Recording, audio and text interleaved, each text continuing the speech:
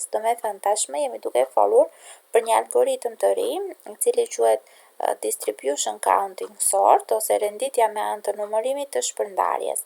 Ngjason pak me algoritmin counting sort që ne shpjeguam më përpara, vetëm se këtu ka dhe një informacion tjetër shtesë.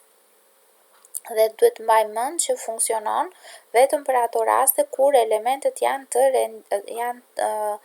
nga një kufi i ulët l deri në një kufi i sipër u afër, me idenë që janë në vlera të vazhduara, por nuk janë të renditura. Për shembull, 7, 8, 9 janë element të vazhduar, por që nuk mund të jenë të renditur për shembull në një vektor. Supozojmë janë 9, 8, 7, ose 9, 7, 7, 7, 8.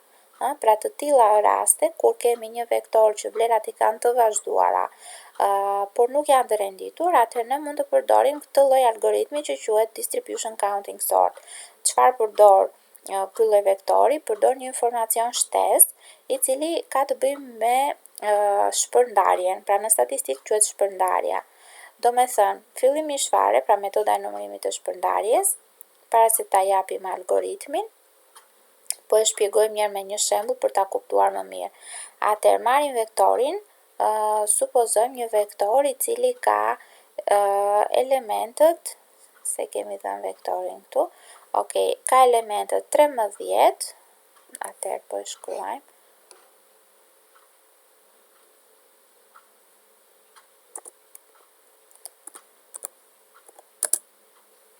njëmbëdhjetë, 12, 13, 12 dhe 12.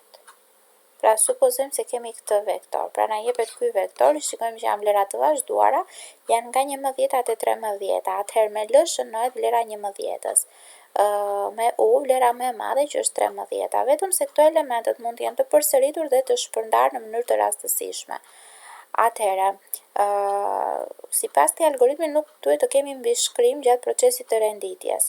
Kështu që fillimisht fare ne duhet të zgjerojmë të dhënat fillestare, pra të nxjerrim informacion shtesë nga të dhënat që kemi. Për këtë ndërtojmë këtë tabelën që e shikoni këtu, që quhet tabela e frekuencave dhe shpërndarjes. Atëherë, për secilin prej elementëve që kemi në vektor, marrim dhe tregojmë se sa herë përsëritet secila prej tyre. Pra shpeshtësia është gjëja e parë që ne nxjerrim si informacion nga vektori që na jepet. Pra po të shikojmë 11 e ka shpeshtësinë 1 sepse gjendet një herë. 12 e ka shpeshtësinë 3 sepse gjendet 3 herë në vektor. 13 e ka shpeshtësinë ose frekuencën 2 sepse gjendet 2 herë në vektor. Ndërkohë, pra vlerat e shpërndarjes janë ato që duhet të llogariten më vonë, pra këto distribution values. Atë vlerat e shpërndarjes llogariten në këtë format. Do të mblidhet elementi përkatës i frekuencës me elementet paraardhëse të frekuencave. Do me thënë, për 11-ën, meqense është e para këtu, vlera e shpërndarjes është njësoj me frekuencën, pra është 1. Ndërkohë, për 12-ën, vlera e shpërndarjes është frekuenca e saj plus frekuencat paraardhëse. Pra është 3 plus 1, 4. Ndërkohë, shpërndarja e 13-ës është frekuenca përkatëse plus frekuencat paraardhëse. 2 plus 3 plus 1, pra 5 edhe 1, 6. Ndërkohë është shpërndarja e 13-ës. Pra themi që këtë lloj tashmë tabele, më saktë vektorin e fundit, vektorin e shpërndarjes, ne përdorim për të na treguar pozicionin e duhur për përsëritjen e fundit të elementëve në tabelën përfundimtare të renditur. Do me thënë, njëshi, çfarë tregon për 11-ën? Informacioni që ne nxorëm, njëshi për 11-ën tregon që 11-a e fundit që do ndodhet në vektor, do të jetë në pozicionin 1. 12-a e fundit që do ndodhet në vektor, do të jetë në pozicionin e 4. Dhe 13-a e fundit që ndodhet në vektor, do ndodhet në pozicionin 6. Pra këtë tregojmë. Pra, nëse indeksojmë pozicionet e tabelës nga 0 te 9 minus 1-shi, vlerat e shpërndarjes duhet të reduktohen me njësi në mënyrë që të përftojnë pozicionet përkatëse të elementëve. Atëherë themi që do të ishte më e përshtatshme që të fillojmë përpunimin e tabelës nga e djatha në të majtë. Pra do të fillojmë që të marrim elementet e tabelës fillestare nga fundi në fillim për t'i hedhur te vektori i ri. siç e shikoni tek kjo këtu. Pra secila prej këtyre rreshtave është vektori i ri, thjesht është formuar në format tabele me idenë që hap pas hapi çfarë ka ndodhur. Atëherë, për shembull, elementi i fundit është 12-a. Dhe përderisa vlera e tij është shpërndarjes, themi është 4, atëherë vendosim këtë vlerë 12 në pozicionin 4 minus 1, baraz me 3, te tabela S, tek kjo që mban të renditurat. Më pas, të zvogëloj me 1 vlerën shpërndarëse të 12-ës dhe procedoj me elementin tjetër në tabelën e dhënë. Dinamika e përpunimit të këtij shembulli jepet këtu. Pra, me radhë, marrim dhe vendosim elementin e fundit 12-ën, pastaj 12-ën tjetër. Ndërkohë, këtu kemi dhe vlerat përkatëse të distribution values. Atëherë 1, 4, 6, duke qenë se kemi marrë një 12, vlera e saj është bërë 3. Pastaj marrim një 12 tjetër, vlera e saj është bërë 2. Ndërkohë, lexojmë 13-ën. Është në pozicionin e 6 dhe marrim e vendosim. Marrim 12-ën tjetër, orientojmë nga vlera e saj këtu. Është në pozicionin e 2, marrim e vendosim. Marrim 11-ën, është në pozicionin 1. Marrim e vendosim. Marrim 13-ën, pra e lexojmë tham nga e djatha në të majtë. Marrim 13-ën. Është në pozicionin 5, marrim dhe vendosim. Okay.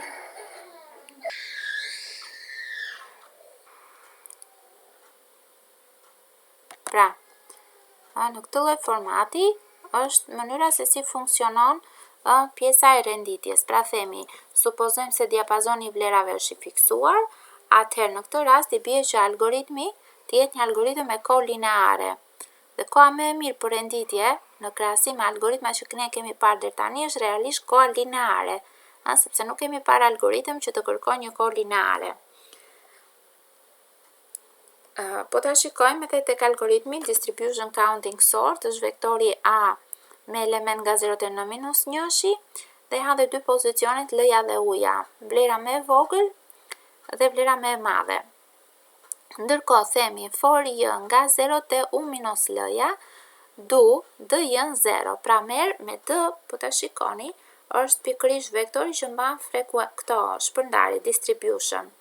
Kështu që në momentin e parë për nga elementi 0 deri tek elementi U minus L, që në rastin tonë është 13 minus 11, pra i bie 13 minus 11, 2. Kështu që nga 0 deri te 2, prandaj këtu janë krijuar tek vektori distribution 3 pozicione. Atëherë për secilën prej tyre në momentin e parë do inicializohen me vlera 0. Pastaj marrim forin nga 0 te në -1 në mënyrë që të llogarisim se sa janë vlerat përkatëse te vektori D, po për çdo element që jepet nga vektori A. Atëherë themi bëj D-ja e A I minus L-s, do marr vlerën e D së A I minus L-s plus 1.